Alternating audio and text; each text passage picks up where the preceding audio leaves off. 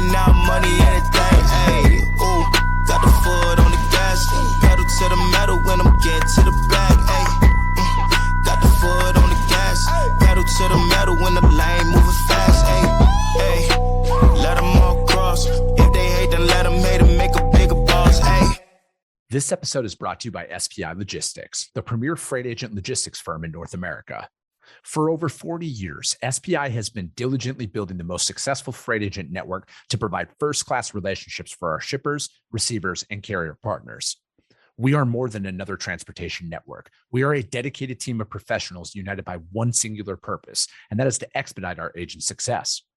All of our agents are set up for success on day one, as they are provided with a full suite of support staff that is ready to assist them with everything from after-hours emergencies to financial and administrative needs on a no-fee basis. This way, you can focus on continuing to grow your business. There is no financial risk to start, and you have the ability to earn up to 75% in commissions. If you are looking to take control of your financial future and build your business with the backing of one of the most successful logistics firms in North America, visit www.spi3pl.com to learn more. Do me a favor and let them know that the Freight Coach sent you. What is up, ladies and gentlemen? We are back. We are live. It is the Freight Coach Podcast, the top podcast in transportation, coming to you guys every single weekday, 8:30 a.m. Pacific, 10:30 Central, to break down some industry headlines. But most importantly, you guys provide some actual insight into what you can do with all of this information. If this is your first time tuning in, welcome. This is the real side of freight, ladies and gentlemen. And I say that before every single show. And what I mean by that is I only speak with transportation professionals, because at the end of the day, you guys, I want to talk to the right individuals who have done what you're looking to do or who are currently doing what you're trying to achieve, so you can take that information, apply it, utilize it, and see a meaningful difference in your business and your life. Happy Thursday, everybody. I got a very special guest for you guys here today. We're going to talk about something that I personally think is the hardest part of business, and that is process implementation and like actually building systems for your business, because it takes so much longer than you want. And frankly, you don't know if it's actually going to work. So with that being said, I got my good friend Kyle Lintner back on the show today. Kyle, thank you so much for taking the time to join me. Hey, buddy. How are you doing? Long time no see. I know, man. It's only been like, what, 8 days since you were out here?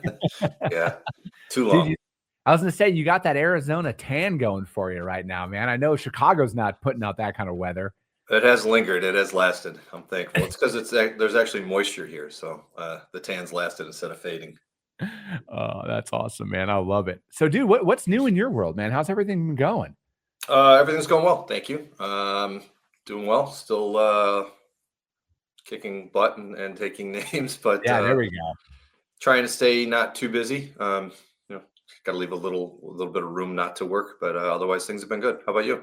No, same, man. Like freight's been freight at the end of the day. It's taken a little bit longer than I had anticipated to kind of like really get things up and running again, but I do feel like we hit our stride. Like we've had back-to-back really busy months, and June is shaping up to be fairly busy as well. And, it's just like with anything, man, it's just about building in those consistencies inside of your revenue. I mean, you get it, right? Like you're self-employed.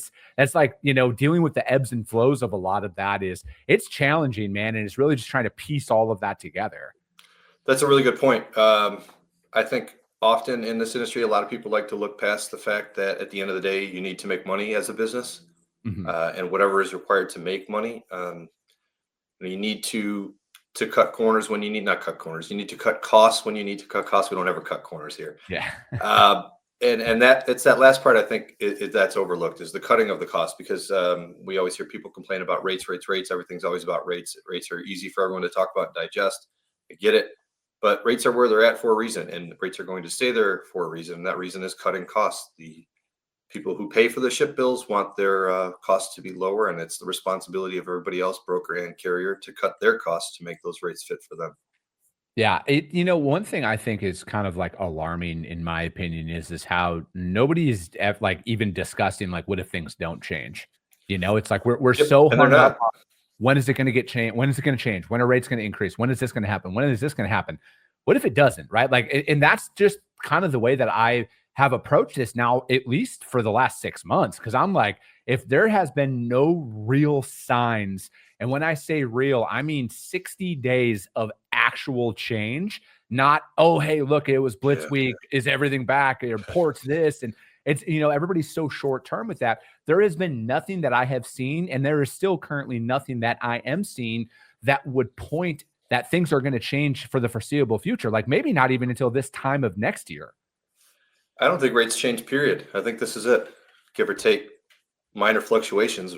These are rates, and everyone's going to have to figure out how to make them work for you. And by now, it's been long enough. Rates have been relatively flat for well over 2 years now.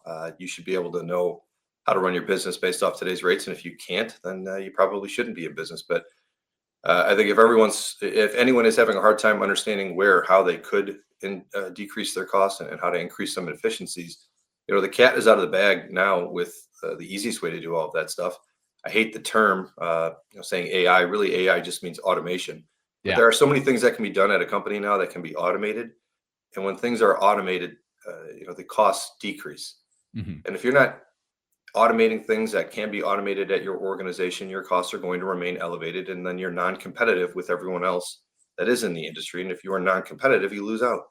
Yeah.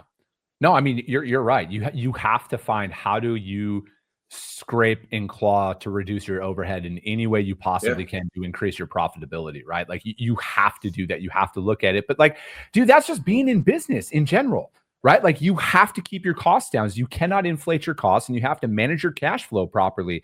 I feel like that is one thing that is often overlooked as well, man. The data is out there. You can just Google this, but like small businesses, or most businesses, I would say like 90% of businesses, they have said, are 30 days from going out of business every single month due to cash flow constraints. Yes, cash is always king. Cash is the most important thing in this business. I'm very fortunate in one of the roles that I have. Fractionally, I'm the CFO at Rocket Shipping, a company that you know very well. Gabe's a friend of the show. At Rocket, it's one of the things we kind of pride ourselves on is not only are we self-funded, but we're self-financed. So we don't use factoring. Mm-hmm. A brokerage at the end of the day is a bank. You have receivables and payables, and the float in between is not only your risk, but that's your margin. The margin in between is the money that your company makes.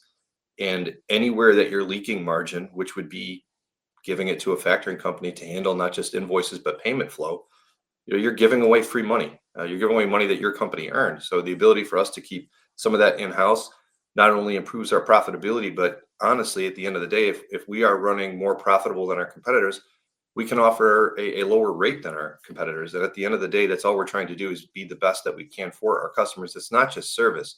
But if you really think of yourself as a partner to your customers and you're working for your customers, as everybody likes to say, it isn't having 24/7 or being the person that answers the phone at 7 p.m. on a Friday to do the work, to cover the load that's still there. It's not just that. Those are almost table stakes these days. If you're truly a partner to your customer, you want to do better for your customer, which would be providing better service than you did yesterday at a rate lower than you did yesterday. And if the way to do that is by decreasing costs through efficiencies, what are you waiting for? Mm-hmm. No, I think a lot of individuals need to really assess how they are actually managing their customers' freight to start, right? Like, are you looking at all of these opportunities as, hell yeah, I'm cashing checks on this one? Or are you looking at a couple of shipments that are, maybe moving via LTL where you benefit financially from it, but your customer is at a disadvantage? And are you assessing their operations and being like, hey, we could combine this. Let's make this into a multi-drop load, 1 pick, 3 drop, whatever that looks like. And it's going to deliver that actual cost savings down to your customers. Because eventually, when you do that long enough for your customers, price does become secondary in the sense like they're not going to push back on much because, again, there's that trust. Like you said, answering the phone Friday night at 7 p.m. is literally table stakes. Congratulations, you guys. Like, that's what every sales rep in every industry, well, at least high performing ones, are truly willing to do out there. So like, there's really not a value add that comes with it.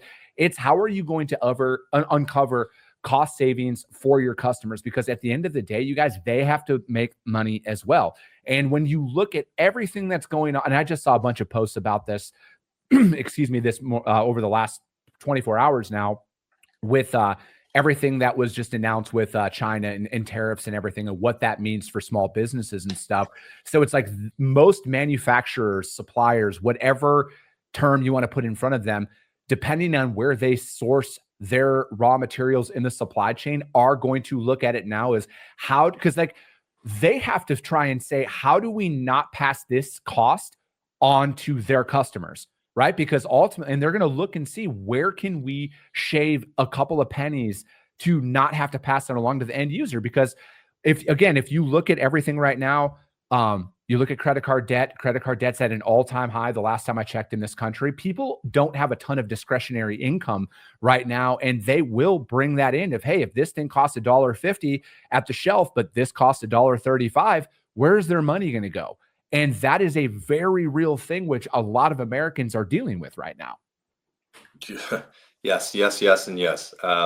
It always makes me think, I'm not certain why, but in a previous life, in a previous position way back in the day, the price of the inputs to most of the food that we eat, the grains that we grow, the prices on those doubled, tripled, and then some of them quadrupled back in 06, 07, 08. A lot of food manufacturers did not increase prices at the time because they said, we want to hold where it's at to our customers to maintain customer loyalty.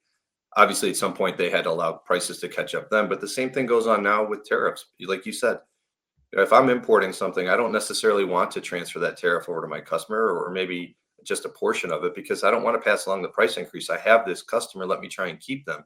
They're going to look for savings elsewhere. And it's no different inside of what we're doing here in logistics. If you want to understand how best to treat a customer, treat them like they're yourself. Mm-hmm. What would you want to do if you were in that person's shoes? Mm-hmm. And you said it too. They've got their own company with their own needs and their own balance sheet that they're trying to run, and the money that they're trying to save. It's no different.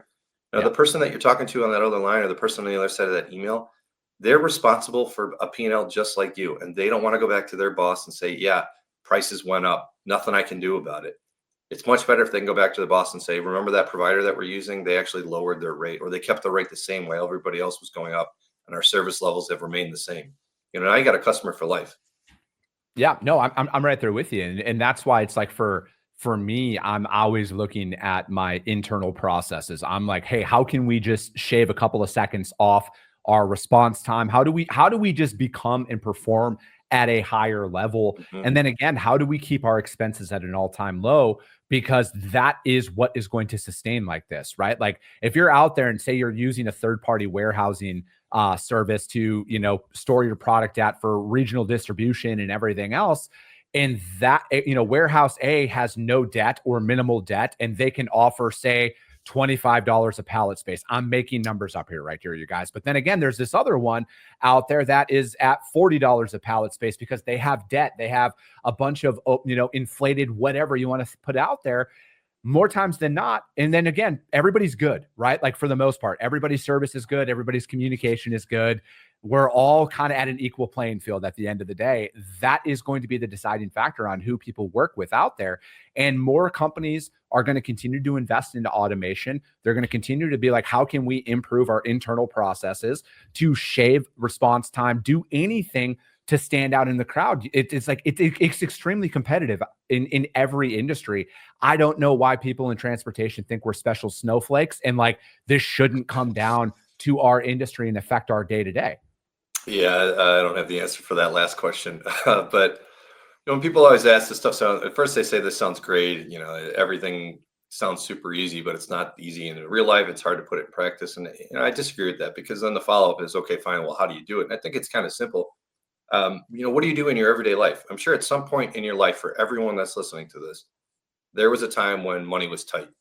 Yeah. Everybody does the exact same thing, right? You review what you're spending money on and where can I trim expenses? Do I need this? Do I need that? Can I reduce this? Running a business is no different. Do I need this? Do I need that? Can we possibly reduce this here? Can I eliminate this? And once you've lowered all of your costs, that's how you can lower the rate to the customer. What you choose to charge is up to you, or what you choose to cover, or any of the other stuff that falls in freight. That's up to you, but you can't dictate to the customer what necessarily to charge, because if you're too far out of line, there's 1,000 other people that'll provide a quote that's cheaper to that customer. So the market rate's the market rates. What you choose to do with the expenses inside of your organization, that separates you from everyone else. No, I'm right there with you. And so, like, how do people, like, when you're working with your clients, for example, Kyle, how are you assessing their operations to see, like, hey, we need to clean this process up, we need to change this, maybe change a different trajectory and go in a different direction? And, the hardest part, at least for me, as somebody who's, bootstrapped and just kind of figured shit out over the last 5 years. The hardest part is no matter how confident you are, you don't really know if it's working for about 90 days. Like when it boils down to it, you really don't know, no matter how many letters you have behind your name and how many university degrees you have, you don't actually know if shit's going to work out until you've applied it for an extended period of time. And you could burn a ton of capital in that time figuring it out. Yeah, that's a really good point, is that no matter what you do and no matter what change you decide to put in, you have to allow it time to work. There needs to be an observation period. Even if you think you have the greatest plan in the world, you have to watch it happen to see if it really does work. Aside from that, I think when I come to a company, that the very first things I do, to give away a bit of the secret sauce, I ask for the financials, whatever they want to give me, whatever that can show what they have, the health of the organization financially. I ask for an expense list, because I honest to God, I do the exact same thing that I just mentioned to you. I go through what they're spending their money on to see what could possibly be eliminated or reduced. And the last thing that I ask for is probably my favorite. I always ask for an org chart. Just because a lot of companies can't produce it immediately, they don't have it, which I think is an issue. But once they've gone through it and they've produced the org chart, kind of the same thinking that goes through with that expense list. I look at the org chart to see anywhere where there are redundancies or too many of something. I'm not saying I like to come in and fire everybody that's working to reduce costs. That doesn't make any sense. Mm-hmm. But if you ask a company for an org chart, and it's always the same thing when it's a broker, and it's always the same thing when it's a carrier. When they're a carrier, they have too many dispatchers. They're brokering their own trucks. They don't have enough contract freight. It's all spot. They've got 1 million dispatchers for their drivers, and all they do is try and find loads every single day on load boards. When they're a carrier, they have too many carrier sales because they're not spending the time to find dedicated carriers for their freight, maybe because they don't have dedicated freight. But regardless, they have too many carrier sales reps, and all they're doing is calling and trying to find carriers to cover their loads every day. So when I see the expenses with bloat, or the expenses not allocated where they should be, and I see an org chart that's not, one, streamlined, and two, full of redundancies, you can start to identify the areas where you can improve upon, and that's all it is. To handle the process is to take me from the beginning and walk me through it. So let me see this from start to finish on how you do it. We can see anywhere where we shouldn't be repeating the same thing. The redundancies have to go. Anything that takes too long to do has to be improved upon. And those are the things where you can start to identify very early on and very easily, what could I alter? What could I automate? Maybe what can I outsource, or what can I eliminate? And when you're going down that path, it gets really easy to start improving. And once you've improved, the savings really do come almost immediately. No, I mean, I couldn't agree more. This is something that I probably think about more than anything in my day-to-day, Kyle, is how do we do more with less? Mm-hmm. And then on top of that, because everybody knows what tasks take them the longest throughout their entire day, right? For us, it's order entry. It's every time, because every customer is different, right? Every customer tenders freight different. There's no one size fits all for all of this stuff. So from my perspective right now, that's our biggest time suck out there and there's tools that we're exploring to introduce automation inside of our operation from there. But that's one area as a freight broker that, depending on the volume of freight that you have, you can start there, right?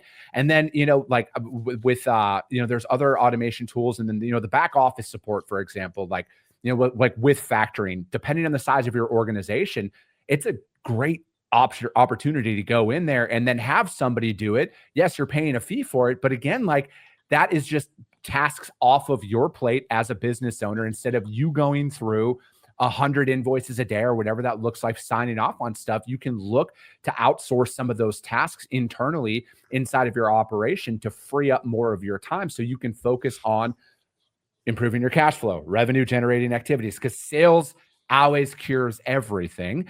And you should not be spent. And with the technology and the tools that are at people's disposal right now, Kyle, you should not sit here and say, oh, I have too much busy work and I can't do sales anymore. That's a lie. You're avoiding the pain of rejection of sales at that moment, because dude, there's just too much that is out there right now where you should be able to get all of your quotes taken care of. I mean, geez, Dan Hellman with Tabby and those guys, they have a great tool that can help automate your inbox and everything, quote all your loads for you if that's what you want to explore. So there's tools that are out there. Chad with AVRL, there's a bunch of people that have a lot of automation tools at your disposal right now. Hell, most load boards have a book it now feature, like Yep.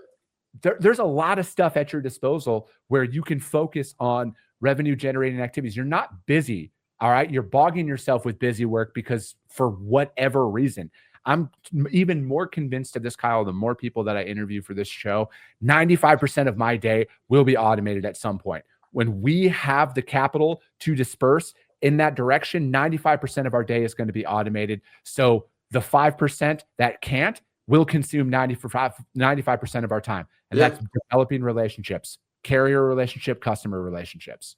And it should be, right?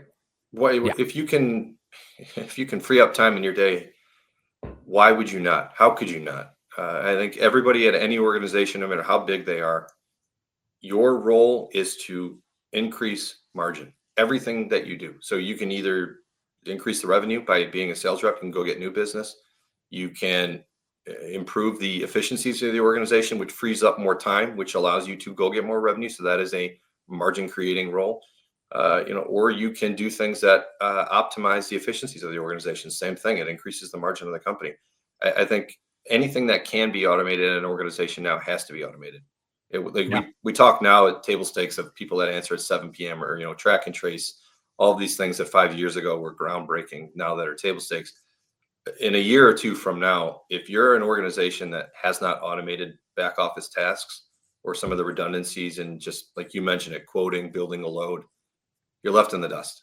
Yeah. Because the difference between a company that has and has not is not just visible, but tangible. They have a cheaper rate. They can accept a lower rate. They can run leaner than you, and there's nothing you can do about that.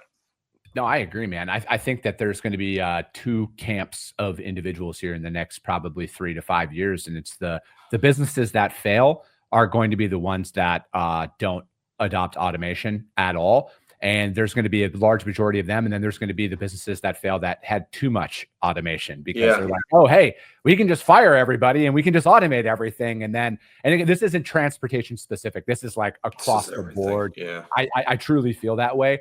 I feel like there's going to be some people who over automate, and then there's going to be some who don't automate at all or don't implement any AI tools at all. And both of them are going to be obsolete. I truly feel this way in 3 to 5 years because we're at a very unique time though, where AI and automation is still very unknown. Yes, it's known, people are talking about it, but it's very unknown. And it's like, it could actually unleash a golden age in this country that might not have been seen since the Industrial Revolution, man. Like there's a lot that you can do with this. And then this is going to spawn new jobs, new careers, new industries, and everything else that comes along with it. I just think like it's moving so fast. It's really challenging to put a pulse on, all right, this is the direction that it's actually heading. Yeah. And there's obviously not just resistance to change, but there's some scar tissue, I think, inside of the industry from every time something new comes along, it's the next best thing that's going to fix all of our problems. And it never is. This, and I hate even saying this because it's another little saying that everybody throws out, this time it's different. I think this time it is different. But if you're at either extreme on this, it does not work. If you're in the extreme of I'm not automating anything, AI doesn't work, I'm not using it, my customers can get a hold of me whenever they want. I talk to people. Stone Age. Okay. Yeah. It's welcome to the Flintstones, and you might as well just take a horse to work. The other people on the opposite side of that in their own extreme are those that want to automate every single thing and have AI do every single thing. That also doesn't work. I think there is value in communicating with a human. It doesn't take too much imagination or even experience. We can all think of the times that we've called a customer service for something else and gotten extremely upset when we make the phone call and on the other end, it's the bot that says, how can I help you today? And I have demoed enough of these things to know that the current AI agents don't sound like bots. It's very casual conversation. It flows. It's nice and easy. But there will be things that we understand or learn to let us know that it is a bot. And then people are going to be right back at that same place. I want to talk to a human. I don't want to talk to this bot. You can't automate everything. We can't make everything AI, just like we can't ignore all of it and say no AI for me. But somewhere in the middle with all of these things that are just tasks, any task should be automated. Anything that requires a level of thought or some critical thinking, that's what remains with the human. That's the human touch. That's what we interact with. Humans are the best robots after all. But somewhere in between those two and that healthy balance is what's going to be left. And those are going to be the companies that not just exist and survive, but thrive because Those that don't are going to disappear, and their business needs to go somewhere. It's going to go into the hands of the people that do optimize and automate. Yeah. No, I'm right there with you, man. I think that I'm almost like, from my perspective, I'm like, man, how much freight can I move with just me with the right automation tools? Can I do 100 loads in a day by myself?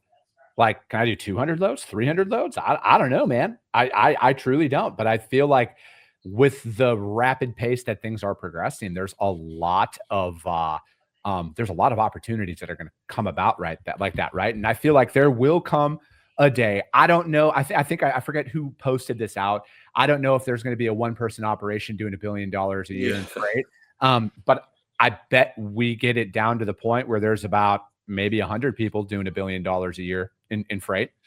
Yeah, I think when I first heard that kind of stuff, somebody posed the idea of essentially freight agents that have enormous books of business because they can automate everything. And I think at some levels, a lot of that will be true. If you think about maybe a potential ideal for how you can use some of these tools to increase your business, like I just said, anything that's a task can be automated and will be automated. But it's not this crazy futuristic idea where we're going to have these bots that are just scanning these massive lists and behind the scenes doing everything for you. And we're going to have loads booked with Iranian terrorists that we are masquerading as some sort of a real company and all the crazy stuff that people want to put out there. But if you took the time as a human and you had your book of business, not just on the customer side, but you had the carriers that you've spoken to, the carriers that you've established a relationship with, you understand their business needs, the ones that you're trying to set up on a dedicated lane or continuous business with them. And you've got X amount of them, we'll say 100 for that. When you do get a load that needs to be covered, instead of having to reach out to all 100 of them or, blast an email, there's tools that you can use now that help you get to those people faster. And same goes for them on the other side to receive them. It's that kind of stuff that allows you to do more faster, spread yourself across many different areas all at once immediately. Those are the types of tools that make you more efficient and give you more time in your day. It's not the crazy idea of the bot's just going to do everything for me. The AI is going to quote, build, cover, bill, collect. I don't do anything. I just flip the switch. There are customers out there that want a 100% transactional business, but there's not that many. It is a relationship business, and it's a relationship business for a reason, because there are so many variables and intangibles in this industry. And those are the things that can and do go wrong. There needs to be human intervention for that stuff, because that's the things that you can't automate.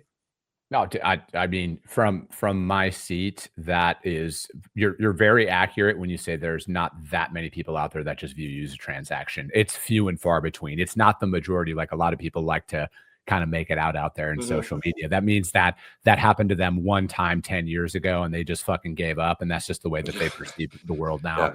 Somebody took a cheaper rate to them and they want to blame it on it's transactional. No, you quoted $5 a mile for 1,200 miles. Exactly. And, I look at it like this, like you could jump on Chat GPT or whatever right now and just start there, right? I think that will open up a lot of people's eyes. And, again, if you've never built a sales process for people to follow, drop that in Chat GPT. Just start small. Right? Start asking the questions. It's amazing how fast that can spit out a bunch of stuff. I mean, dude, I use it every single day. I truly do. If I'm having like writer's block on, hey, what do I want to, like titles for the podcast and stuff like that, I'll drop in the topics of conversation in there and say, create 10 podcast titles for me. Do I use them? No, but like it helps me piece words together. And I'm like, damn, this is sick. All right, boom, this is what I'm going to use now. And same thing with if you've never built an internal process on how you want somebody to answer the phone inside of your organization, or how do you want people to reply to an email, just start asking ChatGPT some just basic questions. And if you don't want to start with that, take the last book you read, because this is how I started. I took the last book I read and I said, summarize this book for me. And then it literally spit out the top 10 points of the entire book. And I'm like, holy shit, that is 100% accurate. And it is. Is it perfect? Absolutely not. But again, you need to start getting comfortable with where it is. And it's not Google, you guys. It's not at all. It's probably the opposite of it, in my opinion. And you can get in there. But like my point is you got to start small and get comfortable with it, because it's here, it's going to grow, and it's going to help you in a lot of areas. It's truly going to make you into that all-star performer that we all think we are in our head. This now actually makes it possible. Yeah, I completely agree. Dip your toe in the water and feel around and get comfortable, because it's here to stay. Yeah, and that's it, man, because if you don't, somebody's going to. Oh, man, Kyle, that flew by, as it always does every time you're on this show. I feel like we could go for like 3 hours, but I have a day job, you have a day job, and so do my listeners. But if you're taking on anything, man, how do people find you? Check me on LinkedIn. I don't really go on there too much anymore, but the messages come through. Perfect. That works. If you guys can't find Kyle for whatever reason, hit me up. I will gladly put you guys in contact with them. That will be it for today, ladies and gentlemen. As always, if you got value in what you heard, subscribe to the show, you guys. If you're feeling really ambitious, rank the show on iTunes and Spotify, because if you saw value, your network's going to see value as well. I appreciate you guys. I love you guys, and we'll be talking to you soon. Came back with a bang, window down, yelling out money, anything. Hey, ooh, got the foot on the gas, pedal to the metal when I'm getting to the